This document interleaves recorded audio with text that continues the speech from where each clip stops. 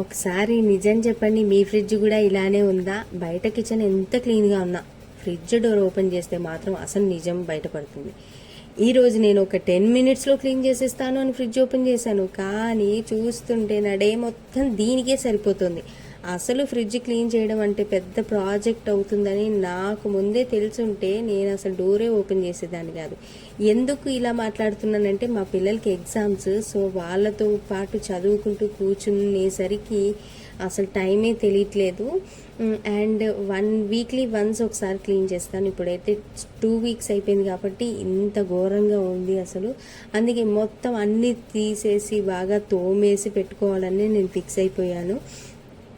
కానీ చివరికి క్లీన్ చేసిన తర్వాత వచ్చే సాటిస్ఫాక్షన్ ఉంటుందండి, అసలు మామూలుగా చేసిన పని మొత్తం మర్చిపోతాము. సో ఈరోజు నా ఫ్రిడ్జ్ క్లీనింగ్ జర్నీ మొత్తం మీతో షేర్ చేస్తూ క్లీన్ చేసేస్తానని మనం క్యాజువల్గా మాట్లాడుకుంటూ వెళ్ళిపోదాం. సో అందుకే ఈరోజు ఒక్కొక్కటి చెక్ చేసి అవసరం లేనివన్నీ తీసేశాను. నిజానికి ఫ్రిడ్జ్ క్లీనింగ్ అంటే ఓన్లీ వైప్ చేయడం మాత్రమే కాదు, మనం ఎప్పుడో పెట్టి మర్చిపోయిన వాటిని కూడా బయటకు తీసి చూసుకోవాలి అనే ఉద్దేశంతో అంతా మొత్తం అయితే తీసేశాను. అండ్ ఇప్పుడు ఒక్కో షెల్ఫ్ బయటకు తీసేసాను. షెల్ఫ్ తీసేటప్పుడు ఈజీగా అనిపిస్తుంది, కానీ దాన్ని వాష్ చేసి డ్రై చేసి మళ్ళీ పెట్టే టైంకి ఇదంతా ఎందుకు మొదలు పెట్టాను రా అనిపిస్తుంది. కానీ ఒకసారి స్టార్ట్ చేశాక మధ్యలో అసలు వదిలేలేము కదా. సో అందుకే స్లోగా అయినా కంప్లీట్ చేయాలి అనే ఫిక్స్ అయిపోయాను. ఇంకా ఫ్రిడ్జ్లో కార్నర్స్ ఉంటాయి చూడండి, మనం డైలీ డోర్ ఓపెన్ చేస్తాం కానీ ఆ కార్నర్స్లో మాత్రం అసలు గుర్తే రావు. అక్కడ చిన్న చిన్న స్టెయిన్స్, వాటర్ మార్క్స్ అన్నీ ఉంటాయి. అందుకే ఈసారి ఒక్కో కార్నర్ కూడా వదలకుండా క్లీన్ చేసేద్దామని ఫిక్స్ అయిపోయాను. ఇలా ఫ్రిడ్జ్ క్లీన్ చేస్తుంటే నాకు ఒక విషయం అనిపించింది. మన ఇంట్లో చాలా పనులు డైలీ చెయ్యకపోయినా పర్లేదు, కానీ అప్పుడప్పుడు ఒకసారి కంప్లీట్గా క్లీన్ చేస్తే మనకి చాలా పీస్ఫుల్గా అనిపిస్తుంది.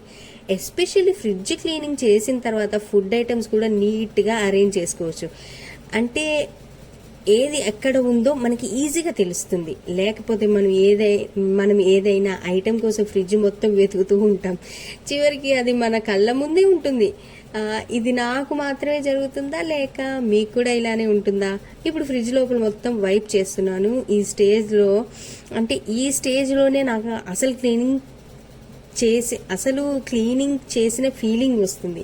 ఎందుకంటే ముందు ఎంత డర్టీగా ఉందో మనకి అప్పటికప్పుడు అంతగా కనిపించదు. క్లీనింగ్ చేసిన తర్వాత మాత్రం డిఫరెన్స్ క్లియర్గా కనిపిస్తుంది. అదే హౌస్ క్లీనింగ్లో నాకు చాలా సాటిస్ఫైయింగ్ పార్ట్.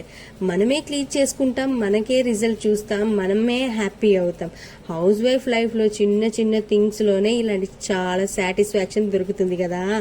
ఇప్పుడు షెల్ఫ్స్ అన్నీ క్లీన్ చేసి డ్రై అయ్యాక ఇక వాటిని బ్యాక్లో అంటే వాటి ప్లేస్లో వాళ్ళు పెట్టేసి ఫుడ్ ఐటమ్స్ అన్నీ అరేంజ్ చేస్తున్నాను.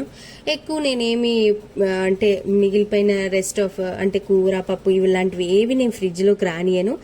ఓన్లీ పాలు, పెరుగు, వెజిటేబుల్స్ ఇలాంటివి ఏమన్నా స్పైసీ అంటే రెడ్ చిల్లీ సాస్లు ఇలాంటివన్నీ నేను పెడతాను అంతే. ఇంకా డైలీ యూజ్ అయ్యే ఐటమ్స్ ఫ్రంట్లో ఉంటే ఈజీగా తీసుకోవచ్చు. రేర్గా యూజ్ చేసేవన్నీ బ్యాక్ సైడ్లో కూడా పెట్టుకోవచ్చు. ఇలా అరేంజ్ చేస్తే తర్వాత ఫ్రిడ్జ్ మెయింటైన్ చేయడం కూడా కొంచెం ఈజీగా అవుతుంది. ఇంకా నేనైతే సర్దేటప్పుడు మా పిల్లలు అయితే చదువుకుంటున్నారు, ఇంకా వాళ్ళు చదువుకునే లోపు నేను కూడా ఇదంతా క్లీనింగ్ ప్రాసెస్ అవుతుంది. ఇంకా పైన ఫ్రిడ్జ్ మొత్తం నా సరుకులదే, మొత్తం ఈచ్ అండ్ ఎవ్రీ సరుకులు అయితే నేనైతే ఫ్రిడ్జ్లోనే పెడతాను. అంటే పురుగు పట్టదు కాబట్టి అన్నీ నేను సరుకులు ఫ్రిడ్జ్లోనే పెడతాను.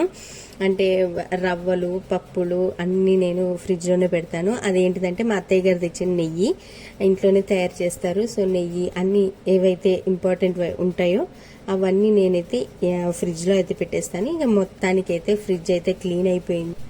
మరి మీ ఫ్రిడ్జ్ క్లీనింగ్ ఎప్పుడైనా ఇంత పెద్ద ప్రాజెక్ట్ అయ్యిందో చెప్పండి. మళ్ళీ మరో వీడియోలో కలుద్దాం.